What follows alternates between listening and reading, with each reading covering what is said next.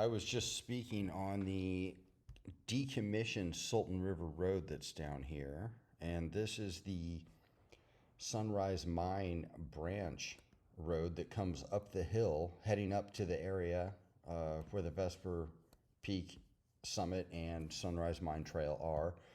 This black dot is a former mining camp, and it's interesting because Eric Severson kept mentioning this mining camp and saying he was sleeping in this mining camp.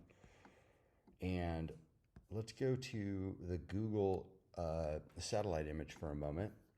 So here's Google satellite. There's Vesper Summit. Last track's in here. This is the Falls Hilltop. This is the mining camp I was just showing you, and or what Eric kept saying as mining camp. And you see these logs right here? Well, let me back out for just a second. You can actually see the old Sultan River Road coming along, and then the intersection between that and this Sunrise Mine Road, and this W in the road with this 180 turn coming back to the mining camp. And let me go onto the map, and there you can see here is the same shape, the W, the 180, and the mining camp. And now let me show you what that looks like real time today on the ground. So that is literally the old road right there. Those are the logs I was showing you on the satellite image. The camera's looking due south over the Sultan River right there. Let me go forward a couple photos. There's some scraps. You can make out a little waterfall in what is Vesper Peak. So right now you're looking east. That's looking south, and this is the slope under this is the edge of the old road that's right there, and you can see the trees and the brush grown up in it. Okay, this is where I stuck my camera into the brush on the old road, and what you have to understand is this isn't an exaggeration. I'm not trying to like show you the worst spot or something like that. This is the old road.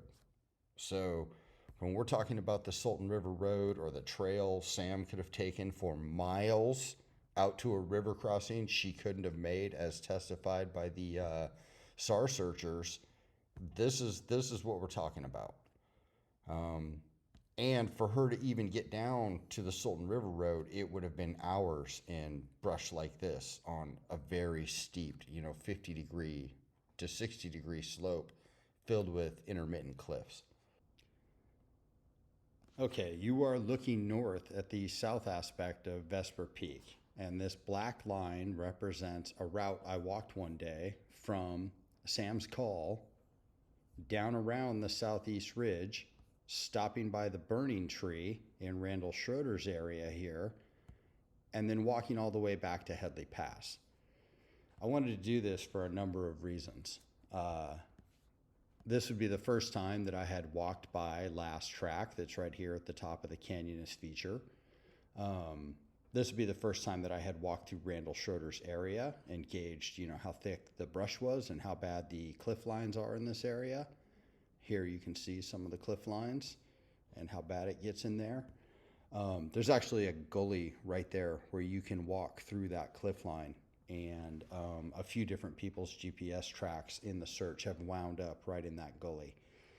Mostly, I wanted to see what was possible from Sam from Last Track, where she was at between 3:30 and 3:45 p.m. 1 August 2018, how far she could have walked from this spot. Now, to give myself an advantage over Sam, I had walked up the day before with my wife, and we slept at the lake over here. And then in the morning, I got up with Nika, and she walked my day pack up to Sam's Call with me. And then she walked and took our tent and left the mountains. I had my own car. So from there, the first time I had shouldered even my day pack, I started a stopwatch.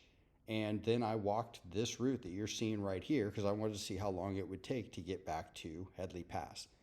That took me 9 hours to accomplish. So what this meant for me after I drug my sorry butt back up into Headley Pass at like 5 p.m. was I knew there was no way Sam had made it back to Headley Pass, because Sam had to walk in from her car gaining 4,200 feet of elevation to Vesper Summit And then she would have had to walk down and start this 9-hour route. And Sam didn't have a light. She didn't have a map. She didn't have a compass. She was obviously lost walking out of Sam's Call. So in my estimation, there is absolutely positively no way Sam could have got back to Headley Pass before dark. In the morning, this entire area was getting flooded with the largest search in Washington state history. They would have found Sam in this safe area down from these cliffed areas, and the search would have been over. We didn't find her, of course. So that told me also that this was beyond my capability to leave the car and walk into this area and search in this area and then walk back to the car. And that's when I decided I had to find a camp, and that's when I established the camp on top of the false hilltop right here. So the burning tree was a big point of contention. There is a search and rescue expert, I mentioned his name in another segment, Randall Schroeder, who, and I keep saying Randall Schroeder's area, he was involved with SAR for 35, 40 years, and he's very respected. And I learned in another search that you don't want to ignore these 30 plus year SAR veterans. They know what they're talking about. In fact, if I was going to give any advice to anyone who has someone missing in a wilderness situation, there are going to be a lot of people trying to get in your ear and tell you what happened to your loved one. And if it happened somewhere else besides, the Cascades for me, I would be listening to the people who have the most search and rescue experience in that area, hopefully 30 plus years. And they will have the best answers, however dark or bad that news may be. That's probably what happened to your loved one. Anyway, I'm rambling. Let me show you some pictures of the burning tree. The burning tree was started by lightning. And here is my route on the GPS. That is an anomaly. That didn't happen. Oh, excuse me, that is an anomaly right there. That didn't happen. I went from there to there. The burning tree. People thought, including Randall Schroeder, that Sam could have seen, she could have started the fire, or she could have seen the smoke and assumed this was a campfire and tried to go here. And that was not the case. This was started by lightning. There is like a satellite or something that can tell where lightning strikes the earth, and the satellite recorded a lightning strike at this point. Still, for that other reason, though, Sam may have seen the smoke from this fire. So I came here, I determined that this was a lightning strike and not a human started fire. And then I also determined that no one had come here. And then when I got 10 feet down the hill, I found a piece of orange tape.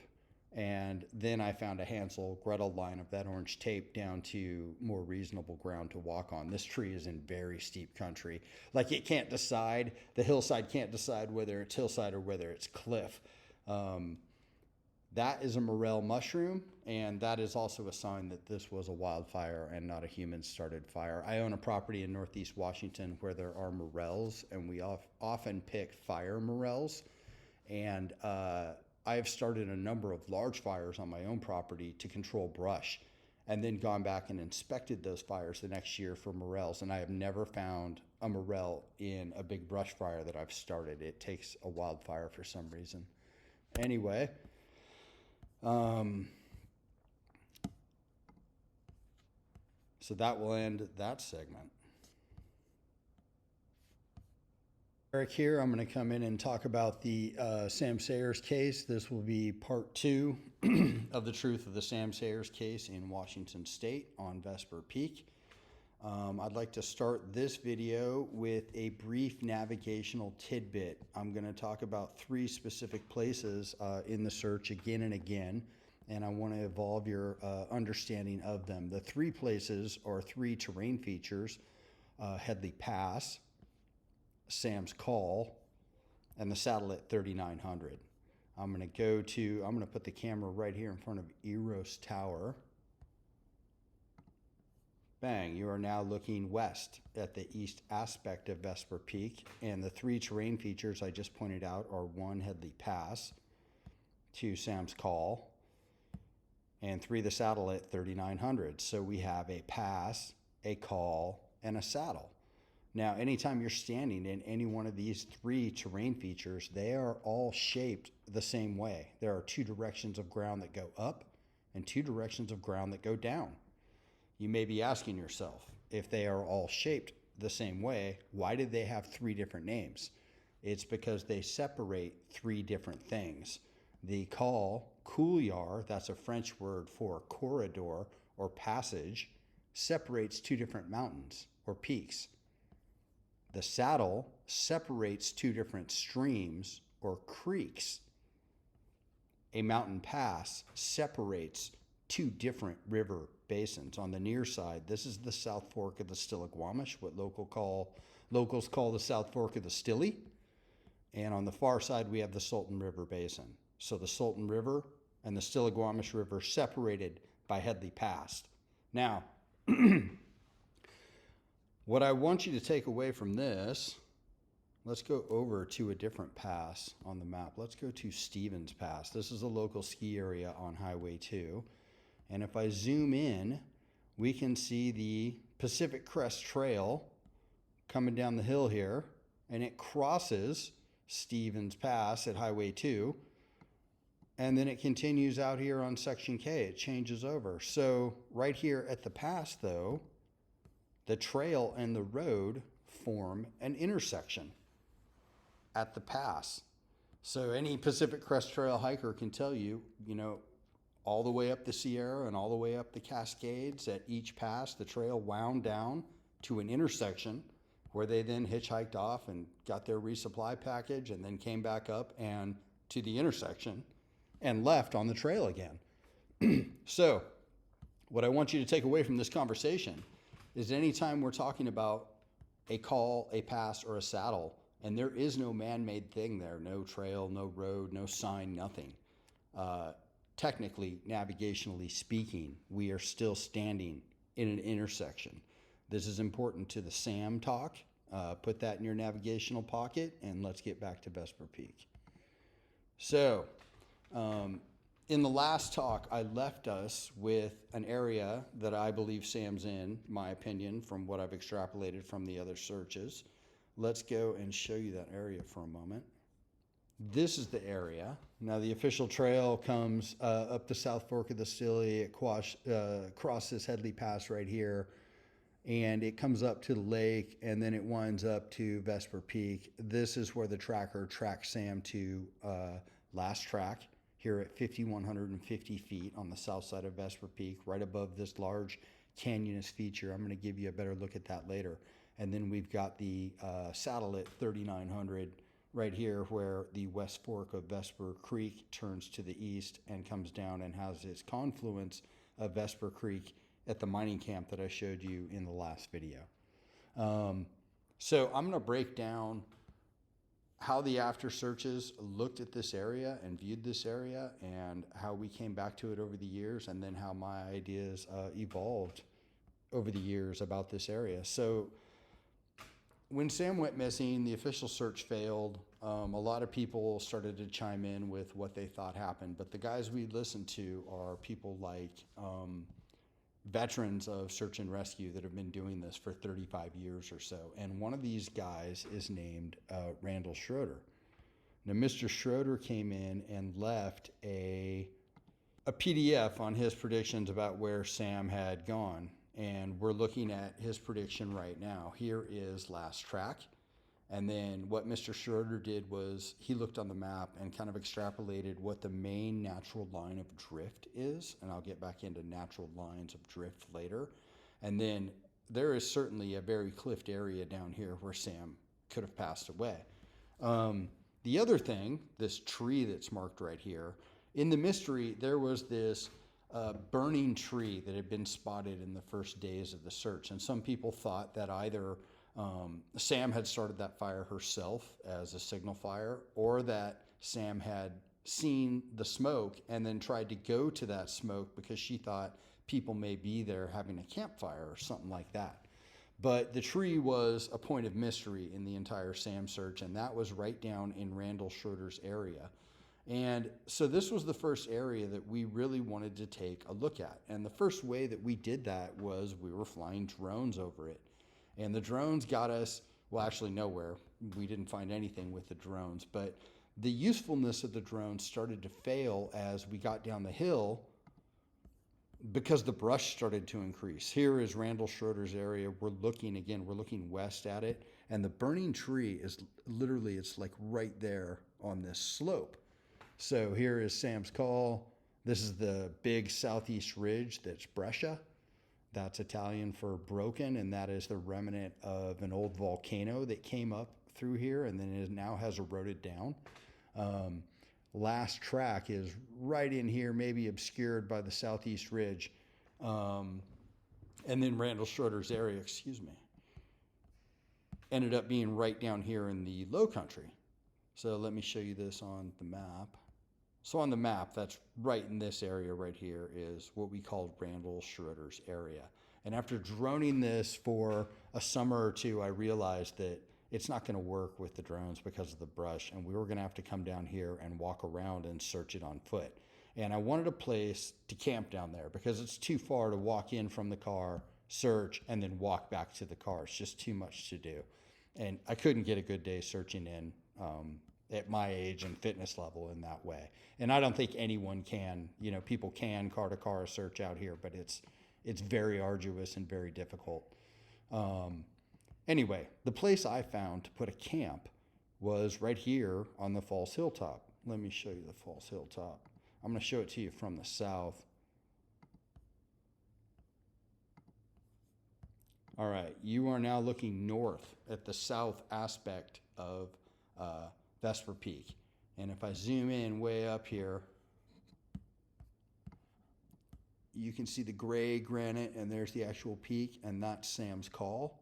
And she was tracked down here by the tracker to last track at 5150. There is the West Fork of Vesper Peak winding down to its turn. Here is the saddle at 3900, and you can just make out the Falls Hilltop right here at 4000, and that's where I elected to put my camp. I could find some flat ground up there. It was arduous to get up this hill. I had come down from Headley Pass and walked through the old mining camp and then come up this side of the Falls Hilltop to make my camp there. Let me show you a picture of that. Okay, here's what it looks like going up just below the Falls Hilltop. I'm coming up headed west at this point. That's what it looks like looking up the south face from the Falls Hilltop. That is my first night camping on the Falls Hilltop, and I was thankful just to have a spot of flat ground, and there wasn't a place out of the bushes. I just found the thinnest spot, pushed the bushes down, and crashed, and I was exhausted. And so in the morning, I got up, and then when I headed over to the west side of the Falls Hilltop, I actually found a really nice camp, and that's the view from it right there, looking up. Here is the big southeast ridge. Last track is right in here. And then Randall Schroeder's area that we were coming to search was right over here, just a few hundred yards away. That's looking out the back of the camp. And there's my camp a few days later when I finally found a good flat spot in the shade. I picked a few of the bushes out of there, and this camp will sleep about 6 people. There's the south slope of Vesper. You're looking up at it through the trees. There's the big scree field we call False Headley. Last track is right in here. Randall Schroeder's area is just over here. And even though this camp is the best place to camp on the south side of Vesper, and it'll hold 6 people easily, I am sorry to say, in all these years of the after search, as far as I know, I am the only person that has ever spent so much as one night in my camp, to let you know how crowded the after search is for Sam Sayers. The only other person that's even been to my camp is Eric Severson, a guy I'm going to talk about a lot, because when I finally came down here and made a camp to start walking around and looking, there was a guy already doing that, and his name is Eric Severson. In fact, let me find a picture of Eric for you right now. All right, there's Eric Severson. That's him standing in front of an old growth Doug fir. Look at the size of the root ball on that thing. So let me tell you how I've come to believe what I believe now about Sam's disappearance. Here we are looking at the feature last tracks right in here. One of the first things we did is we came and searched all the places she could have gotten over the southeast ridge.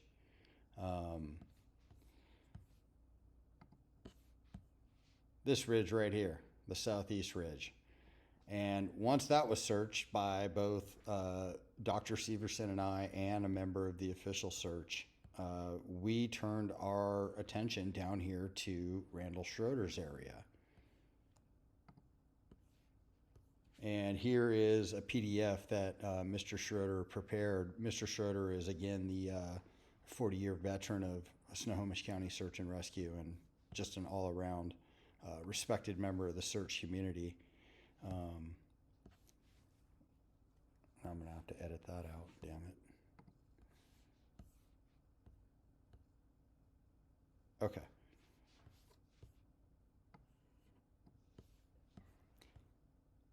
So here's Mr. Schroeder's area. Here's the ridge I just showed you. We were concerned with her trying to go over this ridge someplace to get back to Headley Pass and the trailhead that's out here and falling in these cliffs. And we searched them with drones.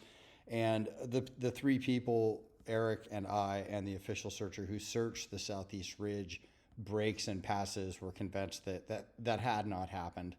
And then it was Randall Schroeder's area. And at first, I was droning this area before I actually committed to coming down here and making the camp. But when I finally came down here and started camping here on the false hilltop and then searching first Randall Schroeder's area and then ultimately Bob Brady's area,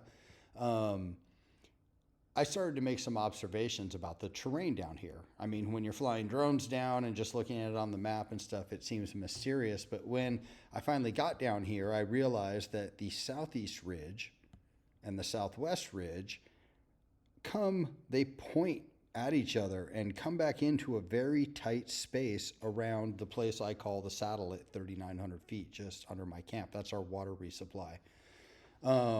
It's not a big area. And furthermore,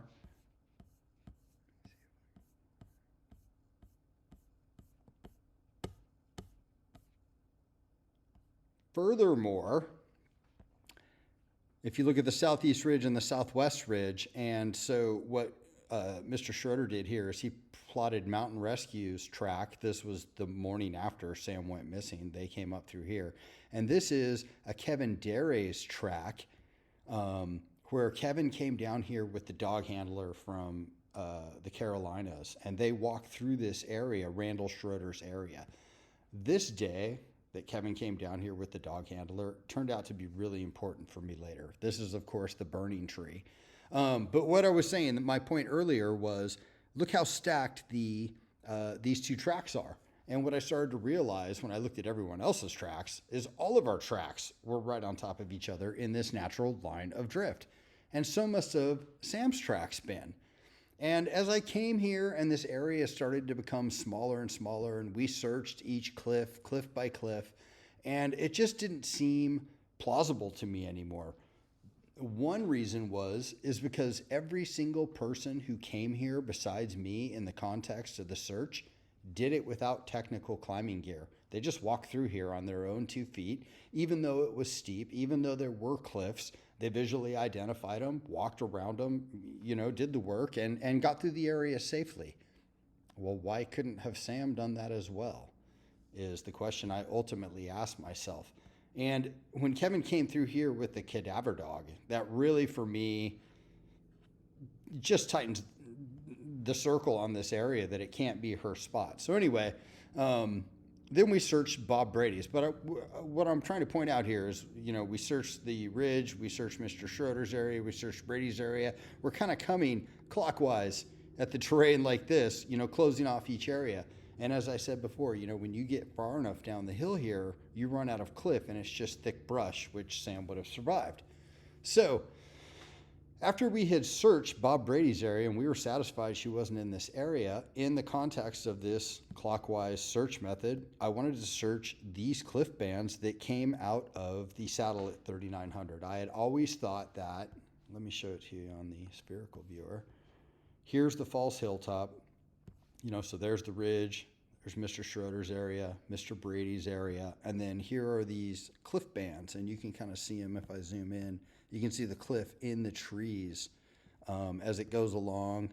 And it's a featured cliff, but there's definitely cliff bands there. And you can see it over here. It's more open. Anyhow, between the search seasons, because we came back summer after summer, usually twice a summer, and I'd try and do 4 days twice a summer back here. I had the chance to actually sit down and meet Mr. Schroeder. And I was really excited about that because I don't have a lot of community. And let me show you a film while I'm talking about Mr. Schroeder. Let's go to, this is a film I made of the north face of Vesper Peak where the climbing routes are. You'll notice I'm sitting on the summit. So I had the chance to meet Mr. Schroeder and I invited him over.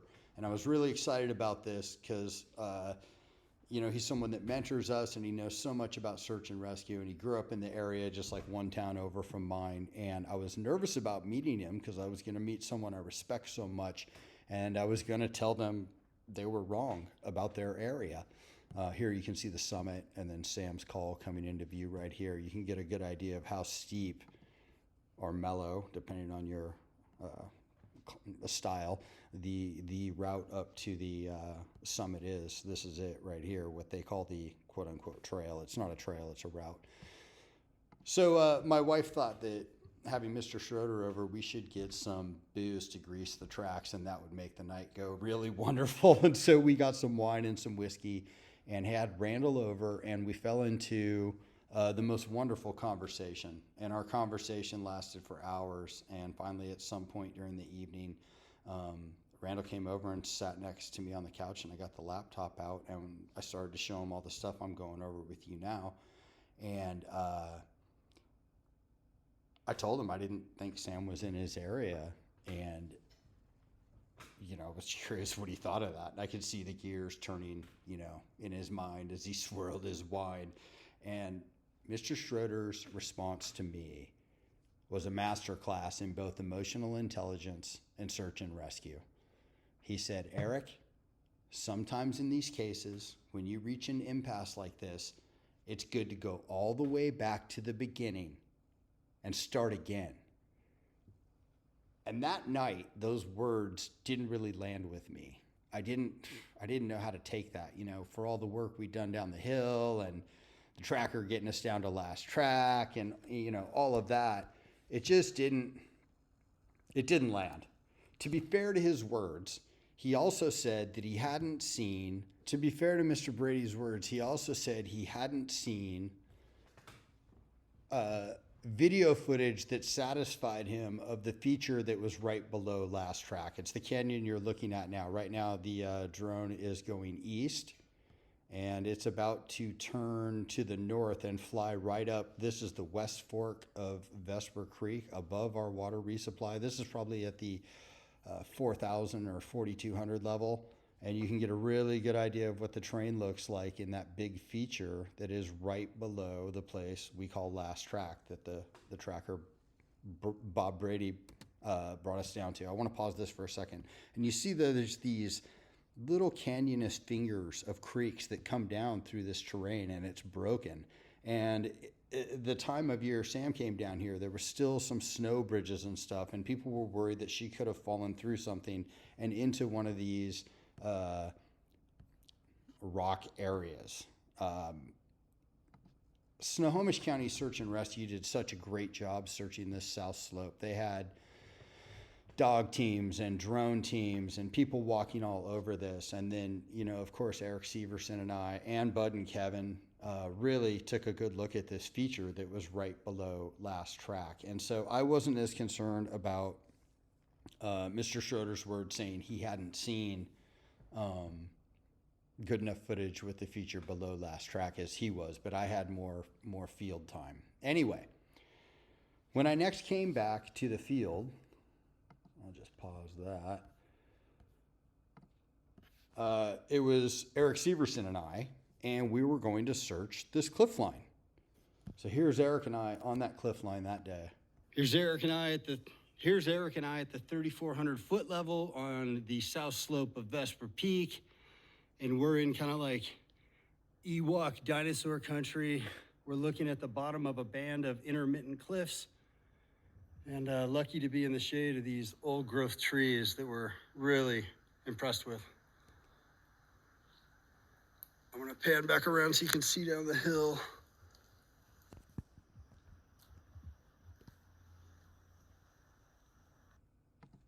Here's Eric and I. Okay, that's the good Dr. Eric Severson. So, let me show you where that is exactly on the map where I'm standing right here.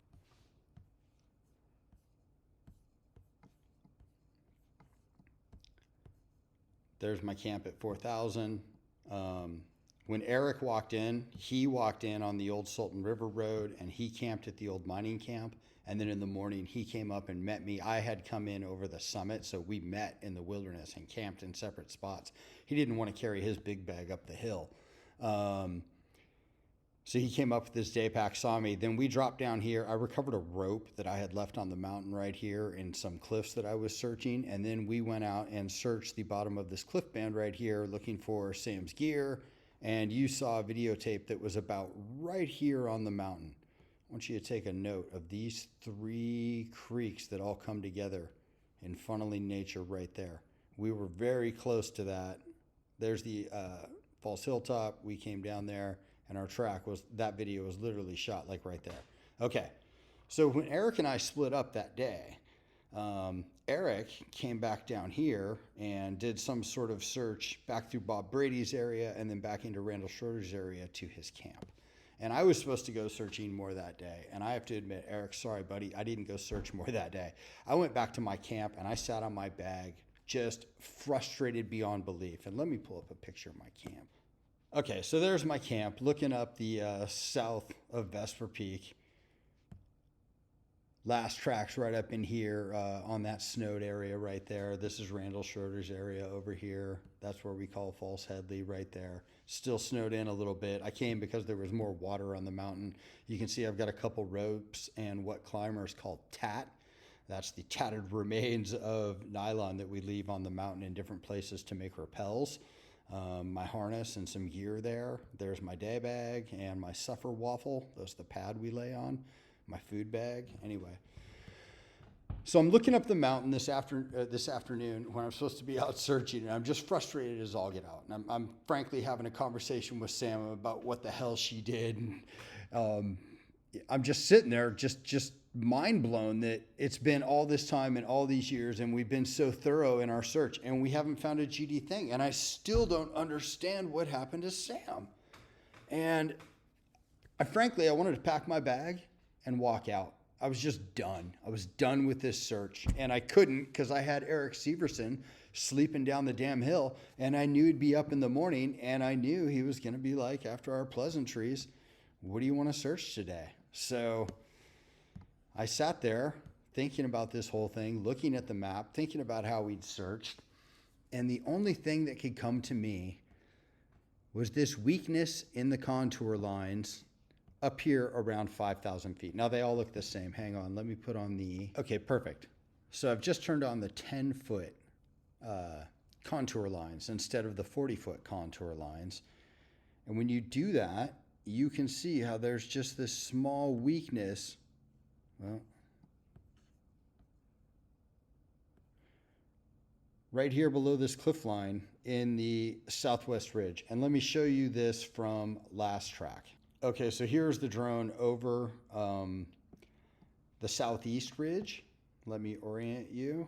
This is looking kind of north by northwest just a little bit. That's Vesper Summit. That's Sam's Call. Place last seen was right in here. Last track is right in here. Here's the canyonist feature below that. You can get a really good idea of how steep it is on the south side of Vesper and what this canyonist feature that you just saw the drone flight up looks like. You know this is genuine because the horizon's flat right here. So when it comes to the southwest ridge, you can see how it's cliffed, cliff, cliff, cliff, cliff, cliffed, cliff, cliff, cliffed. And then down here, you see the cliff starting to dissipate. And then right under that steep section, there's a place that you can walk across this. And so what I wanted Eric and I to do was, He came up and met me at my camp. We came and got a water resupply, and then we snuck out on the other side of this southwest ridge and came up behind it and crossed this notch at 5,000 back this way. Let me show you again on the map. So on the map, our day looked like this. Eric walked up, he met me here. We got a water resupply. We picked through these cliff lines over here. And then Eric and I split up, and he came over and searched more on the crest of the ridge up to 5,000. And I find myself in this very, very steep hillside getting peekaboo views of intermittent cliffs out to my west.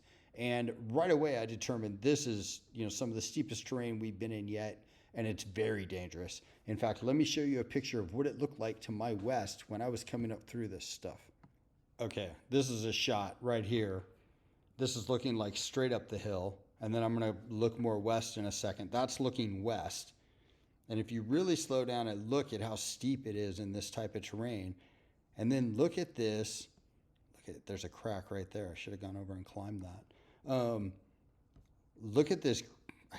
I mean, that looks almost like granite. I doubt it is. It's probably not granite. It's probably some other type of stone. I'm not even sure what it is. But you can see how you could be walking down the hill, and then all of a sudden under you is like a 10-foot abyss that you're going to have to negotiate this. And if you're coming off a 50-degree slope, and then there's a 10-foot cliff, and you're coming into a 50-degree slope, like is below it, it can be very difficult. And if you botch that, you wouldn't need much more than that to start rolling down the hill. And if you hit a tree, that could be the end of your story. So it wouldn't even take a full-blown cliff in this area, which there are dozens and dozens of. You could just fall down the hill in this area. And I am a technical rock climber, and as a testament to this, I mean, the worst places in this hill, I don't have the camera out. I'm thinking about, okay, I'm going from this tree to that tree, and here's how I'm going to do it. And, thinking each and plotting each move so I don't fall down the damn hill. So later that day, Eric and I came up. Okay, so Eric and I came up on the west side of the southwest ridge, and we met at the notch at 5,000. And looking up the hill towards Last Track, which is right in here. Here's the feature below Last Track that we just saw the drone flight up. Sam's Call is up here. Ooh, that could actually be it right there, okay? And Last Track is right in here.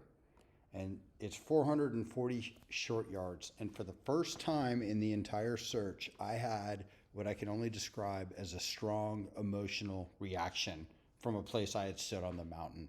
And immediately I felt balls to bones. This is where Sam had come. And it was a eureka moment that I wasn't celebrating. I wasn't celebrating at all. In fact, I put my hands on my head. I felt sick to my stomach. I told Eric Severson, standing right here in the notch at 5,000, I said, Eric, if this is it, and I'm pretty GD sure this is it, they're not going to say good job. They're going to say, what took you guys so long? Eric was just silent. And we walked in silence from the notch at 5,000 up to Last Track, which is 440 short yards and 150 feet of elevation gain over the terrain that you're looking at right now. How hard does that look? Yeah, no, it's a natural line of drift, just big as Texas. And I'm astounded that I had missed this for so long. We had spent so much time looking the other way. I have to show you, I have a meme that displays what I felt standing in the notch at 5,000 for the first time and looking back up to Last Track. General vibe at the moment. There it is. That's how I felt. Like, I can't believe that I didn't see this until right now. That's how I felt. And on the walk back up to Last Track, for the first half of that walk, I was just bitching myself out. Like, Eric, how did you miss that? How did you miss that? How did you miss that? And about halfway up to Last Track, okay, that question changed from Eric, how did you miss that, into Sam, why did you do that? And here is, I want you to see this moment. Here's Eric Severson right here, okay? And what Eric is doing is he has his radio in one hand and he has his GPS in the other. And I'm standing up above him. We have just come from, here's the notch right there. You can kind of see that weakness in the southwest ridge and how unobvious it is until you're standing right there. And that natural line of drift that you just saw the photo back up is right there. This is looking back down it. Okay. And here's Eric showing me exactly where last track is. And the feature is right there, the big canyon where the drone just flew back up. And Eric is walking back and forth as like the satellites come in and out of our little canyonous environment. And my mind is just like blown away at this point. Like, I can't believe I missed this whole time. So at this point in the day, Eric and I are splitting up again. He is walking back down through Randall Schroeder's area here, back to Searchmore, back to his camp to spend the night, to walk out the next day on the old decommissioned Sultan River Road that I showed you the picture of that's so bad. That left me standing alone here at last track. I'm sorry. There's Eric. There, okay, there's a bigger view of it. So here's Eric at last track. And here is the new way I'm now convinced Sam went. And I'm still standing here in my mind asking myself, Sam, why did you do that? You know, why did you go southwest from last track? And Eric's walking down the hill away from me, and I'm left alone at this point to walk back up the mountain to Sam's call with Randall Schroeder's words ringing in my ears at this point. And do you remember what the old man told me? He said, go all the way back to the beginning and start again. Well, I was going back to the beginning now, both literally and figuratively. So let me pull Sam's call up. All right, so here we come. Here is Sam's call again. Let me bring this up a little more and pause it. I think you can actually get a really good view. Okay, there's me sitting in Sam's call, and the summit is up here. You can actually see how the granite right here is at the geological fault line breaking into the breccia of the southeast ridge. When I got back here to Sam's call that day, there's Vesper Summit. The drone is over Sam's call. And, you know, here's the regular route out, the start of the southeast ridge. You can see the trail winding across the scree field before you make a small climb up to Headley Pass and head back into the the South Fork of the Stille, excuse me.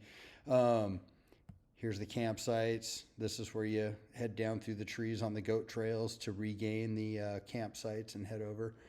Anyway, when I got back here to Sam's call, what I wanted to do was I wanted to run home with all the knowledge that I had of this new notch at 5,000 heading onto the Southwest Ridge. I wanted to see what everything else in the search had on that, every map, every photo, and in my mind, I knew it was nothing. No one had ever brought that up in any part of any of the searches. And you can go back, if you're involved in the searches, go through every bit of the material, make me a liar. So anyway, instead of running home, I sat right here on my big bag in Sam's call, and I thought about this for a long time. And here is where I come out now on what exactly happened to Sam Sayers. I don't speak for anyone else but myself. That's not anyone in Snohomish County, not the sheriff, the SAR, Everett Mountain Rescue, no one else's name that I've mentioned in regards to the search, not Mr. Schroeder, Brady, the good Dr. Eric Severson. I speak for none of them. I speak for myself. I'm going to give an exact location where I think Sam is. And the reason I'm doing this is to petition professionals to come down and search for Sam. A professional team, I think, could sew this up in like 2 days at this point. And I know that's me talking way out of hand because we've been into this for 7 years, but I'm on the tip of the spear of this thing. And this is what I actually believe. And I'm going to talk you through it right now. I'm not picking on Sam. I'm going to, talk about mistake after mistake, and I'm not picking on Sam. I say these things now for the living and for people who go into the wilderness, regardless of what you do in the wilderness, you need to know how to navigate, and I encourage you to go join your local orienteering club and learn how to navigate with a map and compass, not just your phone, not just some app. You need to have a textbook understanding of this so you can prevent things like what I'm about to describe. Anyway, without further ado, here's what I think happened to Sam Sayers 1 August 2018 on Vesper Peak. I believe Sam made 3 big mistakes before she even sat down for lunch on Vesper Summit. Number 1, Sam came alone at her skill set and experience. At a very minimum, if you're going to come alone, even on a hike, you need to know how to use a map and compass and bring one. It's part of the 10 essentials, not the 10 maybes, not the 10 you should haves, the 10 essentials. And what are they essential for? They're essential for saving your life. Okay. Number 2, Sam left the trail. The trail is called the Sunrise Mine Trail. The Sunrise Mine, the portal of it, is somewhere down here below the lake. I've never even been there. It's just of no interest to me or the search. It has nothing to do with it. And for all the talk of mines in the search, there isn't a mine portal anywhere near where Sam went missing on the mountain. In fact, the geology changes. So how many times have hikers heard, don't leave the trail? You know, the name of the trail is not the Vesper Summit Trail. Vesper Summit is an alpine climbing objective, okay? The trail stops here. Once you leave the trail, you are wandering around on goat trails, and then you're coming to an alpine slab. I mean, even Gandalf says don't leave the trail, right? This is well known. The trail is a prepared surface that's signed for your directions. The trail is for novice wilderness users that don't know how to use a map and compass because they haven't joined their local orienteering club. No hiker should call themselves an expert hiker who can't pass a basic compass course at an orienteering club. Okay. Mistake number 3, Sam switched sports. And people need to hear this. Once you leave the trail in the wilderness, you are no longer on a prepared surface that's signed for you. And there are things you can do that are pretty benign, like go walk around this lake. But things can still fall on your head when you get into vertical terrain like this.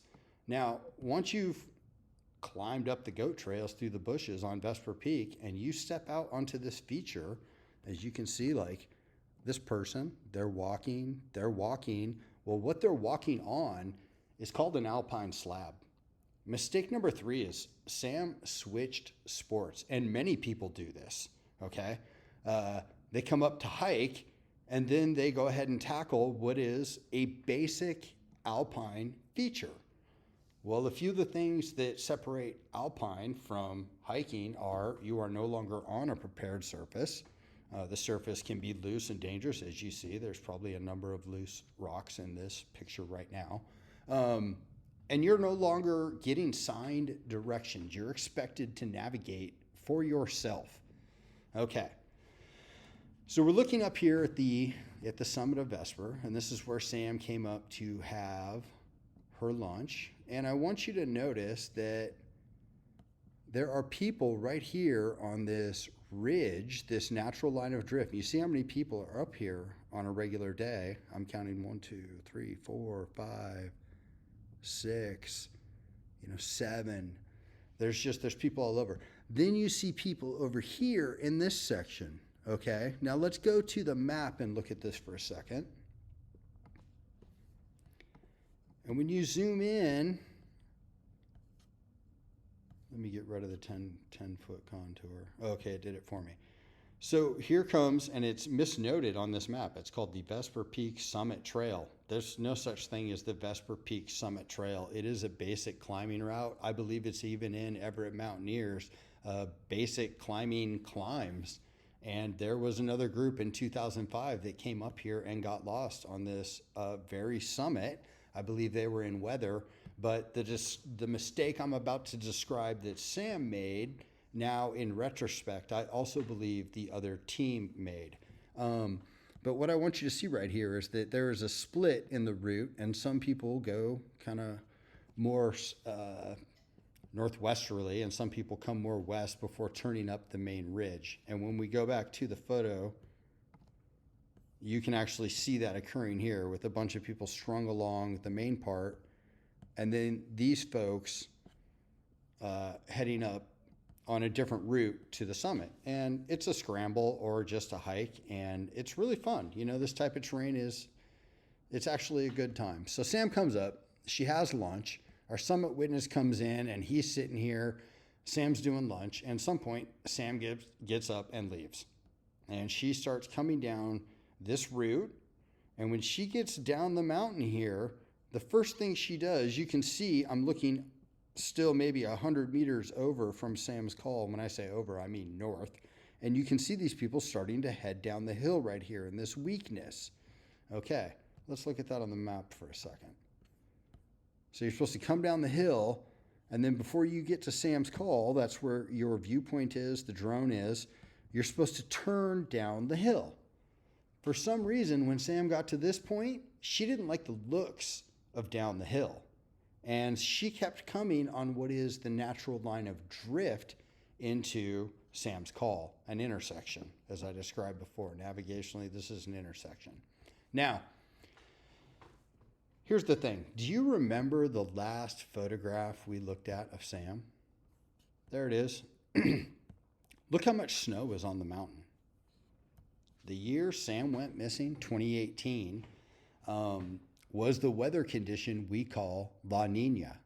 La Nina in the Pacific Northwest means we have a huge snow year. Snow year is so big that even on August 1st, 2018, what you're looking at right now, there is still a good snowpack even at 6,000 feet in the coastal Cascades. So on an El Nino year, the opposite of the La Nina, we get warmer, drier winters, and the snowpack can be gone by August 1st. However, when Sam stood in Sam's Call, she stood there in snow. She stood there in a snow condition. This threw me for years. It wasn't until I actually came up to Sam's Call and stood there in a snow condition that I saw what it looked like. Now, even here, you can see it's pretty steep as you look east of Sam's Call. But let me show you Sam's Call in snow. Okay, bang, here we are. I'm gonna turn the sound down on this. So this is more like what Sam saw that day.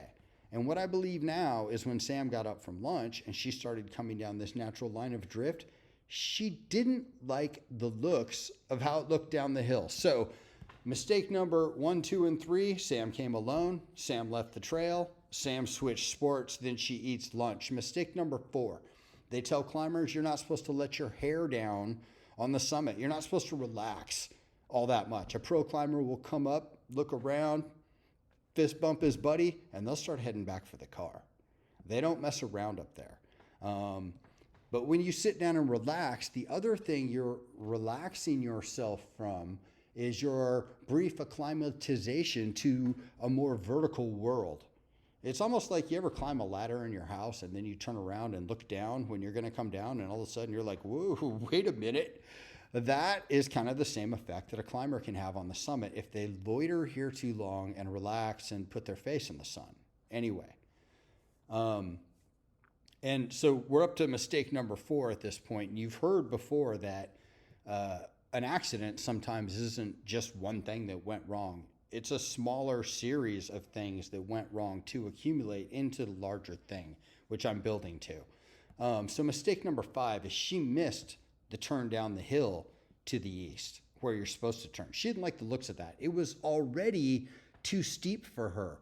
But look at what's happening to the hill as you get closer and closer to Sam's Call. This vantage that you're looking at is me standing in Sam's Call looking due north. The other vantage was from the drone. So you can see the slope starting to steepen up. Well, watch what happens to it as you pan over. I'm waiting on my own video here.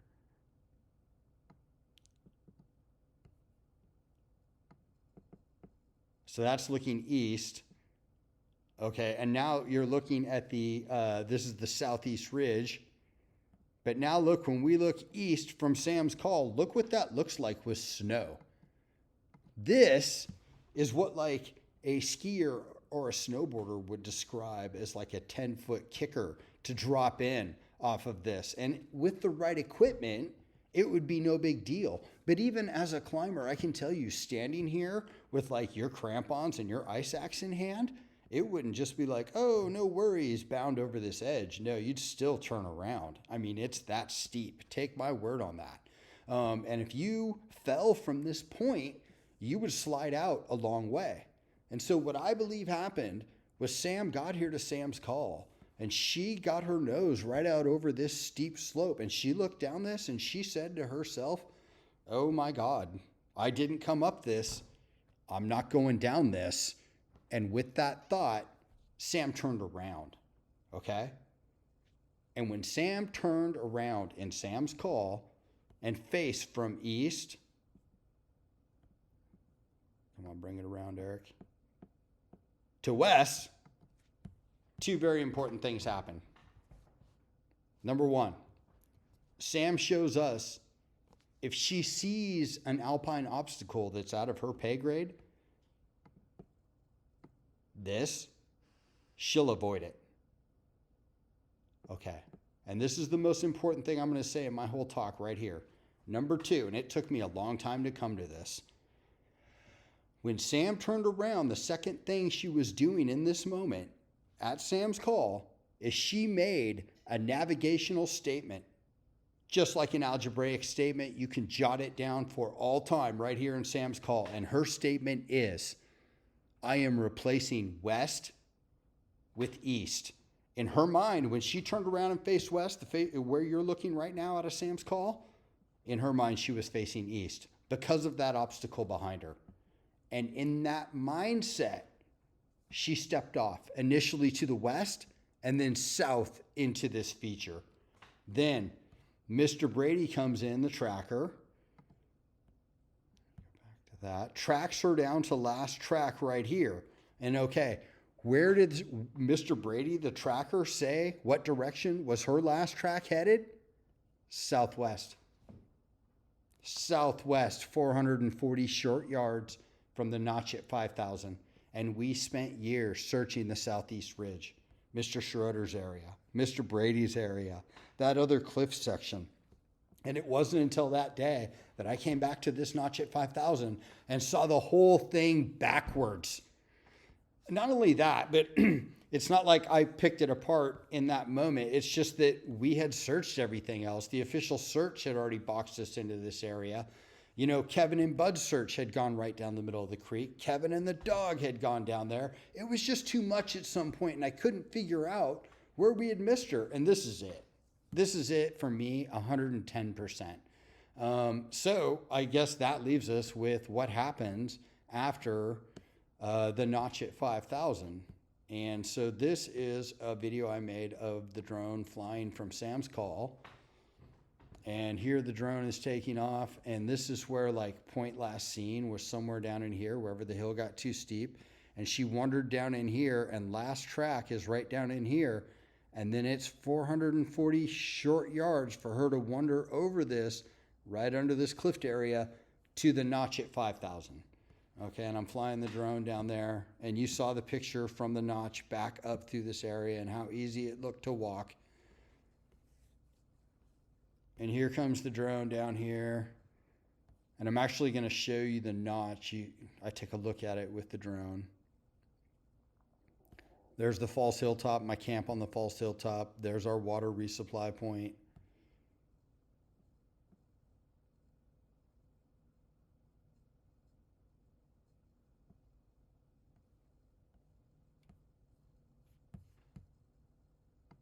Okay, here's the notch at 5,000. And yeah, you do have to like climb up a bit of a steeper thing right here, but it's not hard at all. Like any hiker could do it.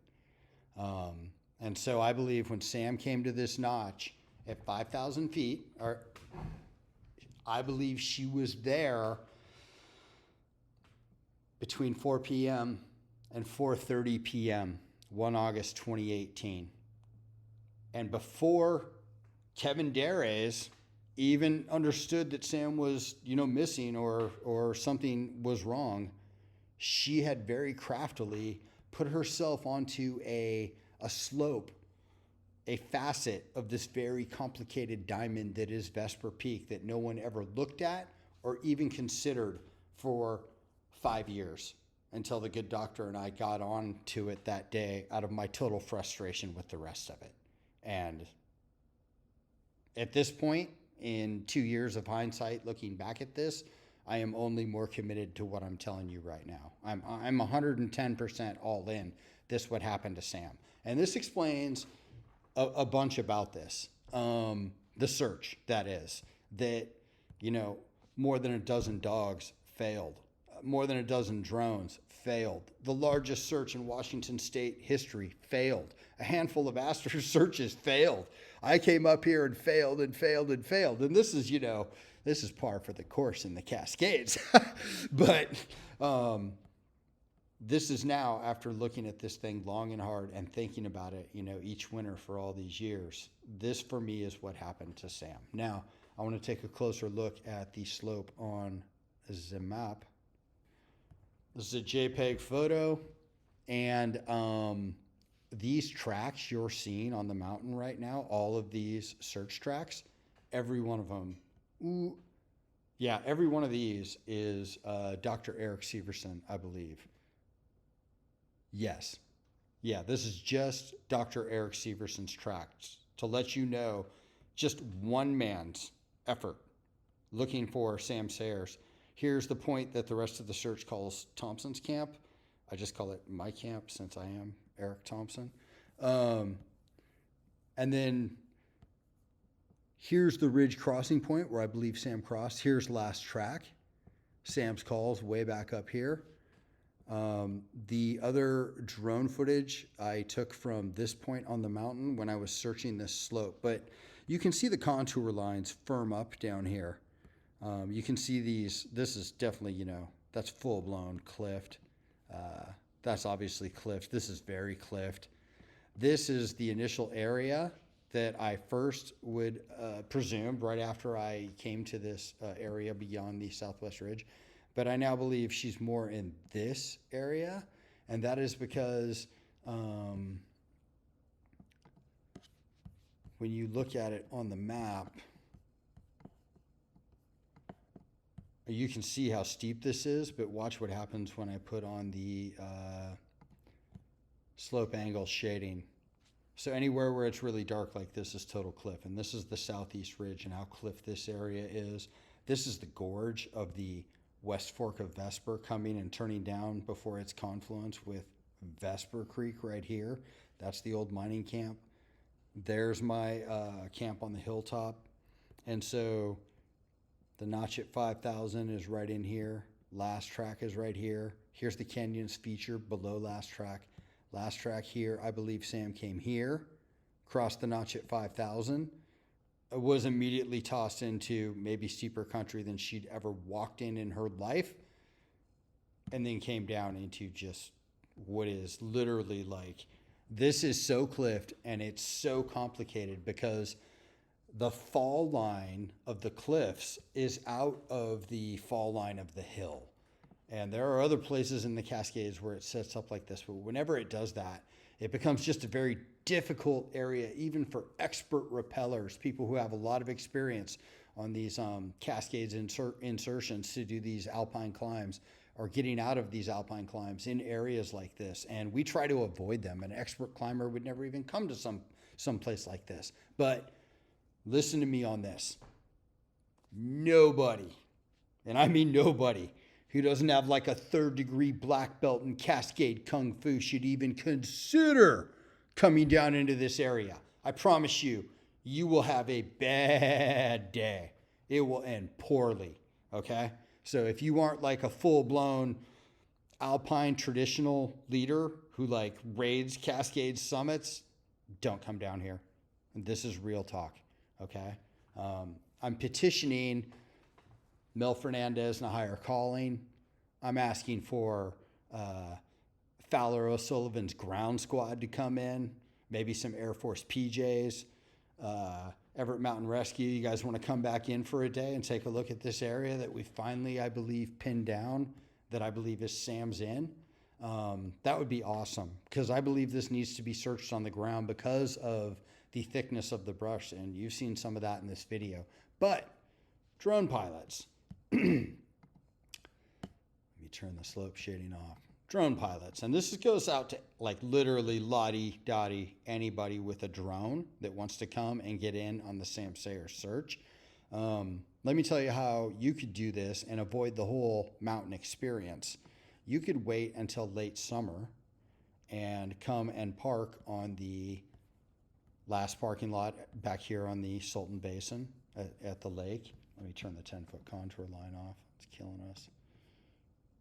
There we go. Okay. And you could walk the 6 miles in here and make yourself a really nice camp on the big sandy river with an unlimited water supply flowing by you. And it would just be so comfortable and chill. And then you can fly your drone up along this hill and search this very steep area for some of Sam's gear. She had that blue backpack.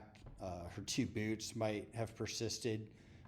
Her ski poles probably came out of her hands when she got into her last moments, and they could still be, visible. And this, I've had my drone over it a little bit. Let me see if I can find it like on my drone and show you what this looks like from the bottom up.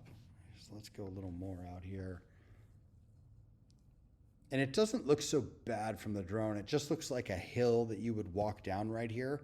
But I promise you, I already showed it to you from the ground. It is just full of intermittent cliffs, and then it starts to fall away and funnel and become more complicated. And at some point, the creeks run like elevator shafts.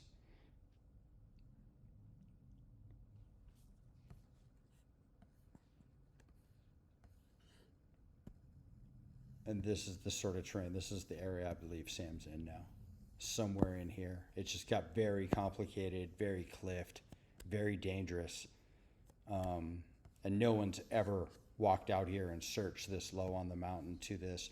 Remember where the cliffs or the creeks are coming together right there. Let me go to a different video. I think I'm turning around. So there's the hilltop where I have my camp. This is the cliff in Bob Brady's area below my camp. Randall Schroeder's area is over here. There's Vesper Creek way off in the distance.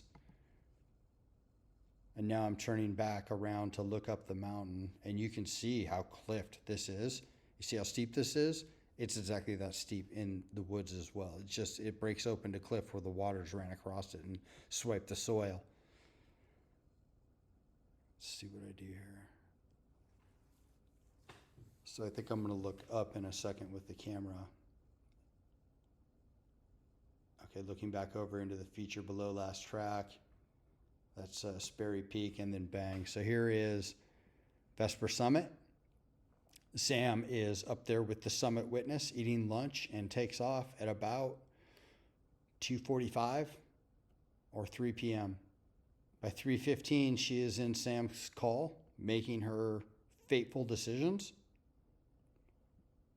By 3:25, she's at place last seen. She's tracked by Bob Brady, the tracker, down the hill to last track. At last track, she sees this big obstacle below her. She's already showed us if she sees an obstacle, an alpine obstacle out of her pay grade, she'll avoid it. I believe Sam crossed 440 yards of open country in a natural line of drift, losing 150 feet, and then crossed this notch at 5,000 feet and came down this very complex cascade terrain that's very cliffed. And yeah, if we want to find her, we have to come in and make this happen. It's not just going to magically happen. I hope that this technical navigational explanation of Sam's disappearance is much more palatable for friends and family and hikers. I hope that you've learned something instead of just taking these cases for all these sensationalistic shows that are out on YouTube about all these crazy ideas. And that's not what happens. What happens is someone doesn't understand how to use a map and compass, and they've got off of the prepared surface that's signed for them, and then they wind up in terrain that they just had no idea they were getting into. So I'd be interested in what everyone else thinks about these ideas that I have on Sam. mainly within the after search and, Mr. Schroeder, Mr. Brady, Dr. Severson, the sheriff's department. Be curious what Everett Mountain Rescue thinks. Yeah, get at me with your thoughts. I'm going to sign off here, and hopefully this starts some sort of discussion on the Facebook page that I outed a couple times in these videos. Anyway, I'm rambling. I'm Eric Thompson. This is the truth of the Sam Sayers case. I'll see y'all out there.